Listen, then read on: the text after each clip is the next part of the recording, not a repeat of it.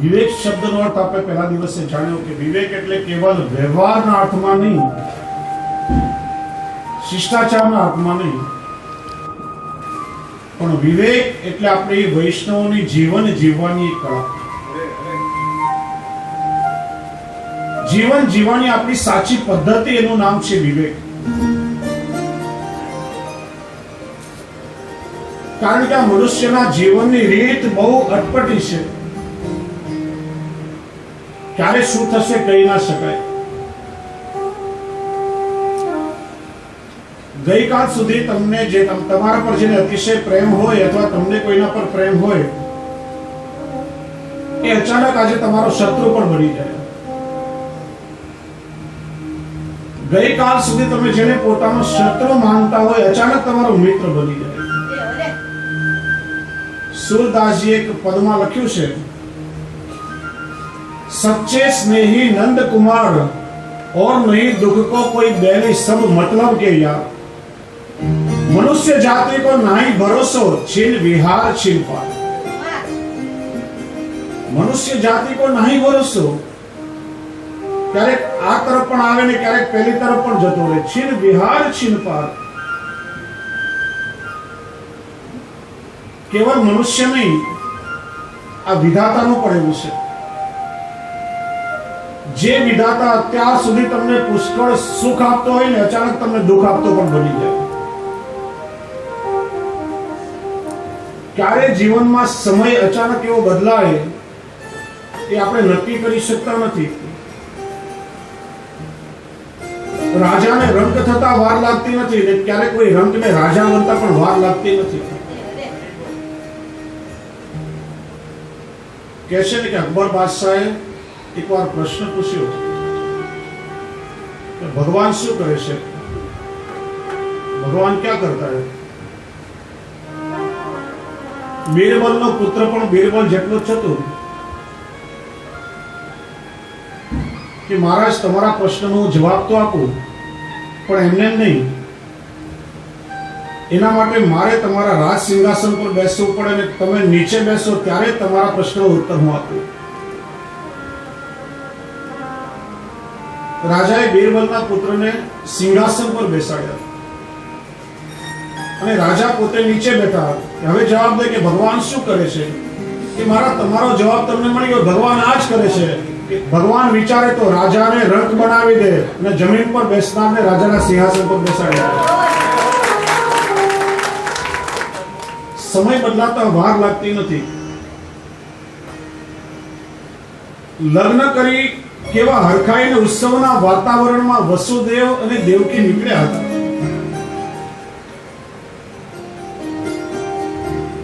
દેવકીને વિદાય અપાઈ, એ પણ કેટલા ઉમંગથી અપાઈ હતી.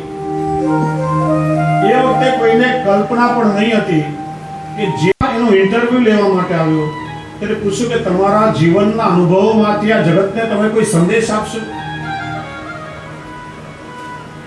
ત્યારે કહ્યું કે મારા જગતને એક સંદેશ આપવો છે કે આપણી પાસે બહુ સાધનો હોય, સગવડો હોય, શરીરમાં બહુ બળ હોય, રૂપ હોય, કંઈ હોય ને તેનો અભિમાન કોઈએ ક્યારે કરવું નહીં.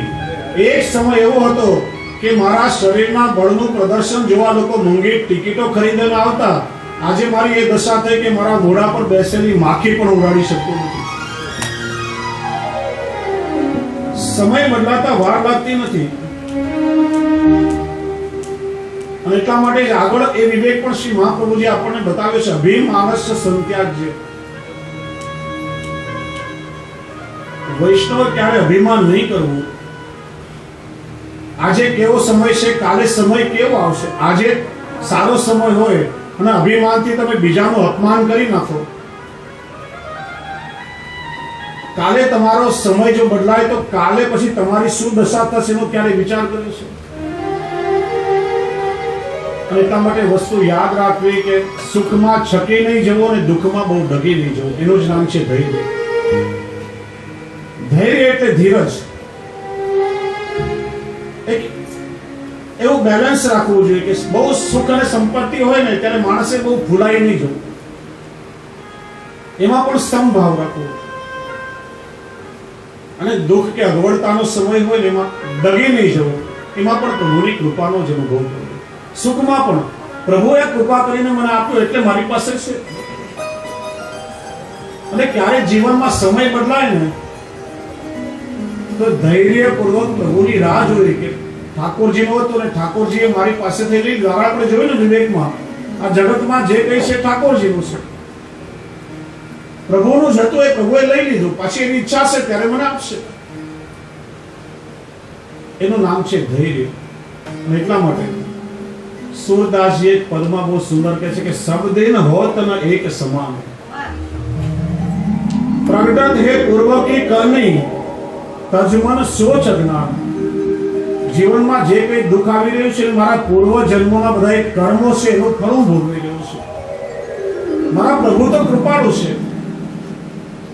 પ્રભુ ક્યારે પોતાના ભક્તોને દુઃખ આપે જ નહીં.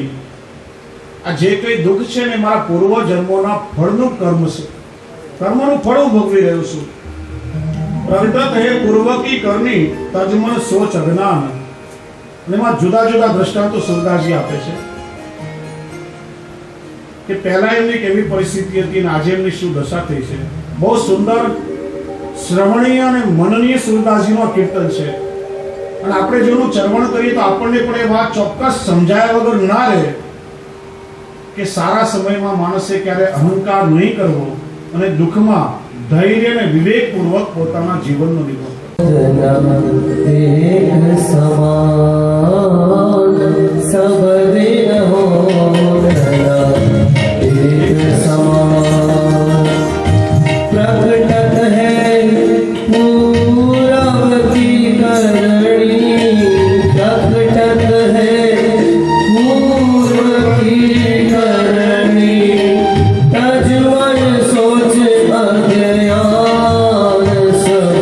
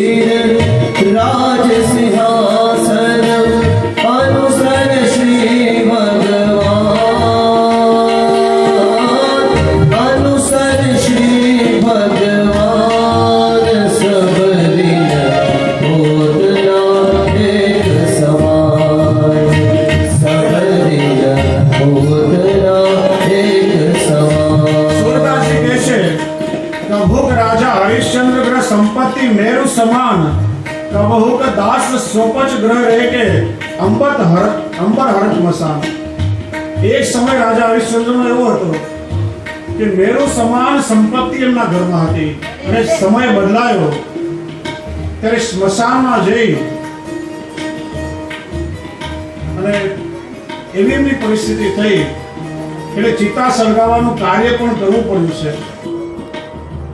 અને પોતાના જ દીકરાનું શબ જ્યારે આવ્યું ત્યારે એની ચિત્તા પણ એને પોતાના હાથે સળગાવી છે. સમય બદલાયો છે. બીજું ઉદાહરણ સુરદાસજી આપે છે કબહુક યુધિષ્ઠિર રાજ્ય સિંહાસન અનુચર શ્રી ભગવાન, કબહુક દ્રુપદ સુધા કૌરવ વશ કેશ દુશાસન. યુધિષ્ઠિરનો સમય એવો હતો કે રાજ્ય સિંહાસન પર બેઠા હતા અને ભગવાન સ્વયં એમની સેવા કરતા હતા. પણ સમય બદલાયો, હાથમાંથી જ્યારે બધું ચાલ્યું ગયું ત્યારે દુશાસન દ્રૌપદીના કેસ પકડીને ઘસેડતા ઘસેડતા સામે લાવ્યો ત્યારે આ પાંડવો કંઈ કરી શક્યા નથી, લાચાર બની ગયા. કે છે સબ દિન હોત ન એક સમાન. कब हुक दूर है मन्यो बाराती, कब हुक दूर है मन्यो बाराती, चहु दिश मंगल गान, हो चहु दिश मंगल गान.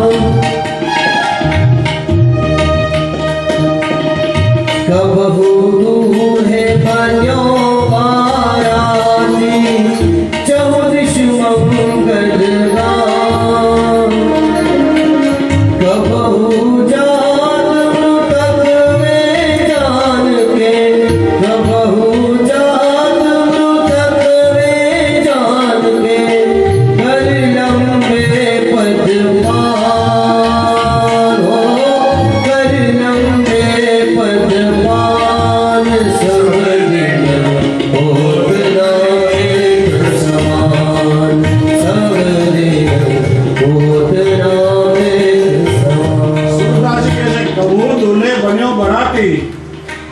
ચૌદિશ મંગલ ગાન.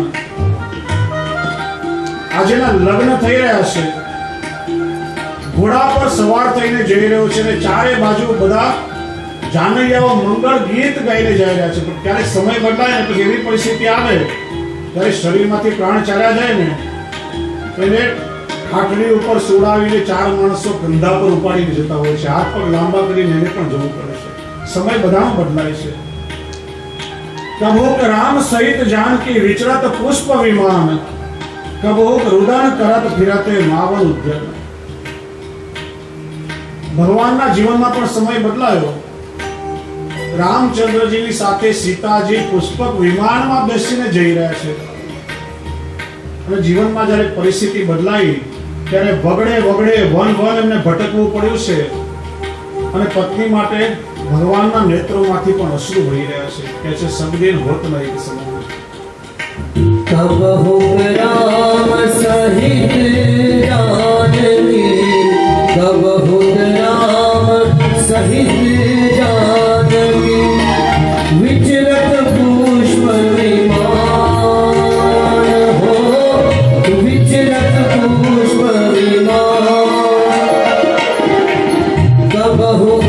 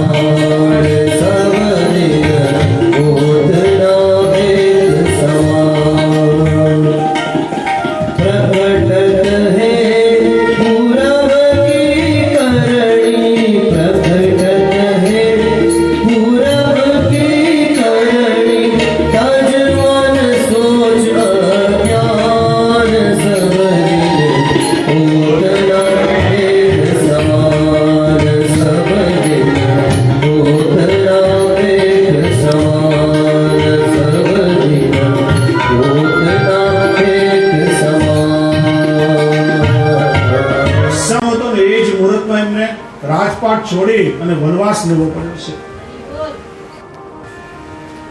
રાજ્ય મેળવવું તો દૂર રહ્યું પણ 14 વર્ષ સુધી એમને વનવાસ ભોગવવો પડ્યો છે. જીવનમાં ક્યારેક આપણે કલ્પના પણ ન કરી શકીએ એવી પરિસ્થિતિ બદલાય છે, અને એ વખતે માનવીએ શું કરવું? કે આ ધૈર્ય નામના બીજા પ્રકરણમાં શ્રી મહાપ્રભુજી આપણને સમજાવે છે. ધૈર્યનો અર્થ થાય છે ધીરજ. આપણે ત્યાં ગુજરાતીમાં કહેવત છે કે ધીરજના ફળ મીઠા. ધીરજનો અર્થ થાય છે કોઈ પણ પરિસ્થિતિમાં માનવી વિચલિત થાય નહીં, કોઈ પણ પરિસ્થિતિમાં માણસ ડગે નહીં, કોઈ પણ પરિસ્થિતિમાં માણસ પોતાની સહન શક્તિ ગુમાવે નહીં. એનું નામ છે ધીરજ. શ્રી મહાપ્રભુજી ત્યાં સુધી આજ્ઞા કરે છે કે કોઈ પણ વ્યક્તિ તમારું અપમાન કરે, તમે એ અપમાનનો બદલો લઈ શકતા હો. કોઈ તમને બે અપશબ્દ બોલે, તમે કઠોરતા પૂર્વક એના અપશબ્દના જવાબ આપી શકતા હો, છતાં પણ તમે મૌન રહીને એને સહન કરો. એનું નામ છે ધીરજ. તમે બદલો લઈ શકતા હો છતાં પણ ન લો, એનું કારણ કે તમારે તમારું જીવન ભક્તિમય અને વધારે સુદૃઢ બનાવવાનું છે, સમૃદ્ધ બનાવવાનું છે. કોઈ તમારું અપમાન કરે ને તમે અપમાનનો બદલો લો તો પછી એના માટે તમારામાં ફરક શું? એક પ્રસંગ આવે છે ને કે એક ઋષિ નદીના જળમાં સ્નાન કરી રહ્યા હતા અને એક વીંછીને પાણીમાં તણાતો જોયો. પોતાની અંજલીમાં ખોબામાં પેલા વીંછીને એમણે ઉપાડી લીધો. વિચાર્યું કે આને બચાવવાના, પ્રાણ બચાવવું. તરત જ વીંછી એમના હાથમાં ડંખ માર્યો. આમ હાથ ધ્રુજી ગયા, પાછો વીંછી પાણીમાં પડ્યો. ફરી પાછો એને બચાવવા માટે હાથમાં ઉપાડ્યો, ફરી પાછો વીંછીએ ડંખ માર્યો. 3-4 વાર આવું થયું. કોઈ સમજદાર માણસ બીજો ત્યાં બાજુમાં નાઈ રહ્યો હતો. એના દ્રશ્ય જોયું, વિચાર્યું કે આ સાધુમાં કઈ બહુ લાંબી બુદ્ધિ લાગતી નથી. ક્યારનો એ વીંછીને બચાવવા માટે પ્રયત્ન કરે છે, પેલો એને ડંખ મારે છે, આટલી પીડા એને થાય છે, ફરી પાછો એને બચાવે છે. એટલે સાધુને તો કે ભાઈ ક્યારનો હું જોઈ રહ્યો છું, આ વીંછી તમને ડંખ મારે છે અને છતાંય તમે એને બચાવવાનો પ્રયત્ન કરો છો, શા માટે એને પાણીમાં મળવા દેતા નથી? ત્યારે પેલા સાધુએ કહ્યું કે વીંછીનો સ્વભાવ ડંખ મારવાનો છે. એક વીંછી જો એનો સ્વભાવ ન બદલે તો સાધુ થઈને મારો સ્વભાવ કેવી રીતે બદલે? મારો ધર્મ, મારો સ્વભાવ એને બચાવવાનો છે.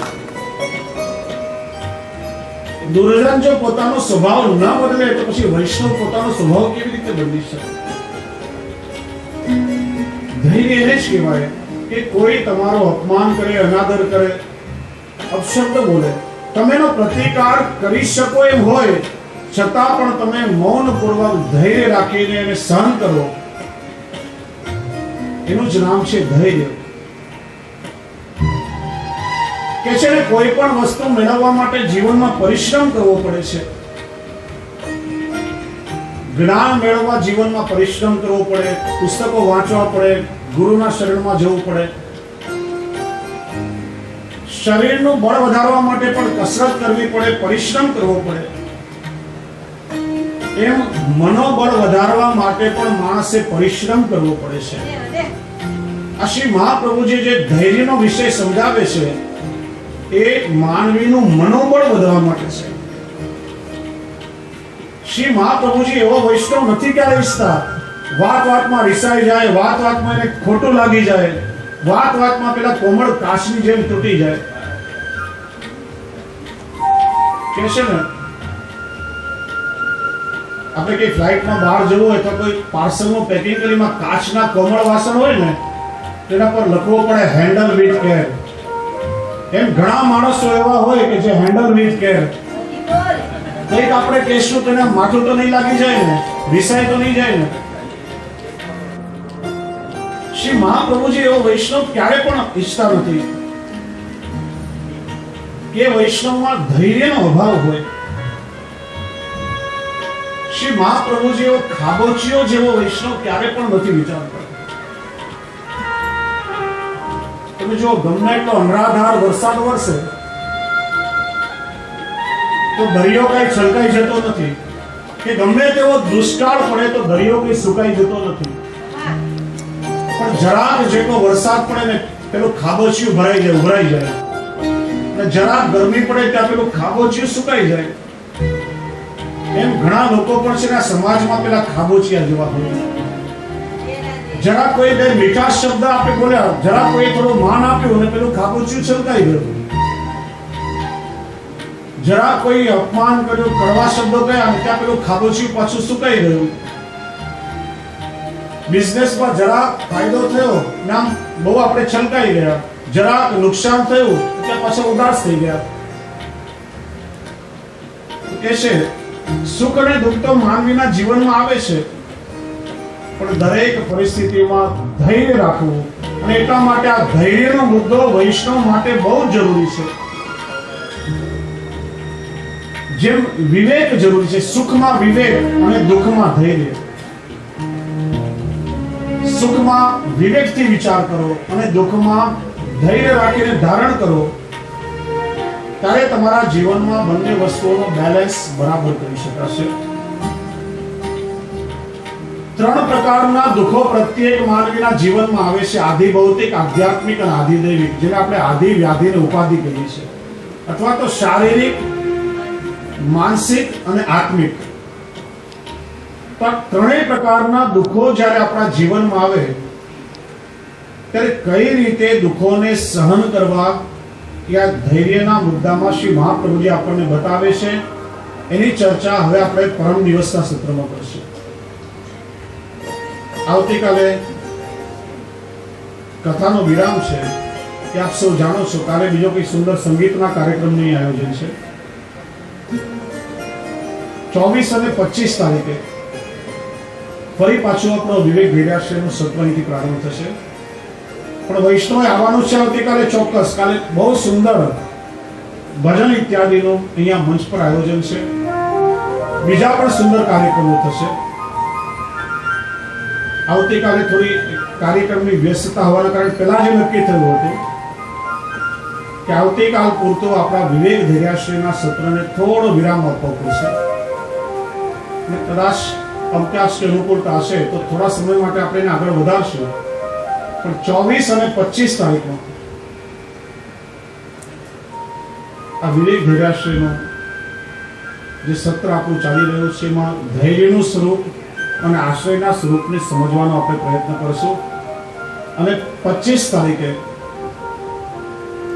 પૂજ્ય જીજી પણ અહીંયા પધારી રહ્યા છે, જેમના અમૃત મહોત્સવ માટે એક સુંદર વધારે કાર્યક્રમનું પણ આયોજન કરવામાં આવ્યું છે.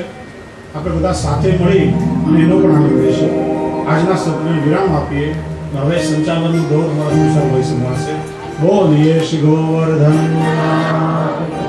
શ્રી દ્વારિકાધીશ શ્રી વલ્લભાધીશ.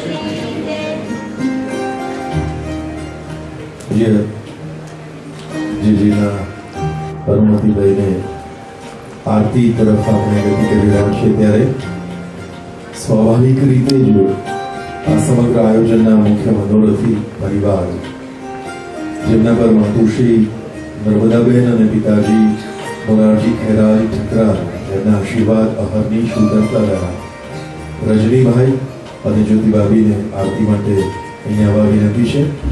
એમની સાથે જ જય, પૂજા, રાધિકા અને સૂરજને પણ આરતીમાં આવવા વિનંતી છે. જેમના નામ બોલાઈ રહ્યા છે એમને વિનંતી કે આપ આરતી માટે પધારશો. કલ્યાણજીભાઈ અને મંજુભાઈ ઠકરાર આરતી માટે પધારશે. ભાનુબેન, બચુભાઈ ઠકરાર, શોભનાબેન, રમેશભાઈ ઠકરાર, રાજુભાઈ અને બીનાબેન ઠકરાર, મીનાબેન, દિલીપભાઈ ઠકરાર, કૃષ્ણાબેન, કૌશિકભાઈ ઠકરાર. એમની સાથે સાથે જ પ્રભુદાસભાઈ, મંજુબેન, રૂપારેલિયા, ટીના અને આકાશ, ખોડીદાસભાઈ અને લલિતાબેન, દીના ધામેશા, લીનાબેન બખિયા, જયશ્રીબેન શાહ, પ્રદીપભાઈ બારાઈ, શ્રી અને શ્રીમતી રાજુ રાયચુરા, નવીનભાઈ ઠકરાર, રીટાબેન, શૈલા સંઘાણી, અરુણાબેન, રમેશભાઈ આડતિયા, તમામ સ્વજનો, મૃતિઓ, પરિવારજનોને આરતીમાં જોડાવા માટે, સંમિલિત થવા માટે નિમંત્રણ છે. वल्लभ वर की कीजे आरती वल्लभ वर की कीजे अपनो जन्म सफल कर लीजे अपनो जन्म सफल